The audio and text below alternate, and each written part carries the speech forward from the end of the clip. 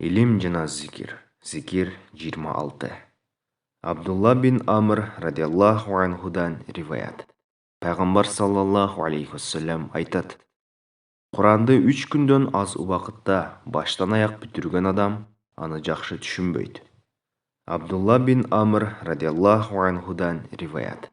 Пайгамбар саллаллаху алейхи вассалам айтат: Құранды 3 күндөн аз убакытта баштан аяк бүтүргөн адам аны жакшы түшүнбөйт.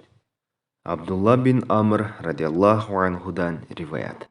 Пайгамбар саллаллаху алейхи вассалам айтат: Құранды 3 күндөн аз убакытта баштан аяк бүтүргөн адам аны жакшы түшүнбөйт. Абу Дауд. Пайдасы. Пайгамбар саллаллаху алейхи вассаламдын бул сөзү жөнөкөй сопу момундар үчүн айтылган. Себеби кээ бир сахабалар 3 күндөн эрте Құранды бүтүргөн деген риваяттар келет.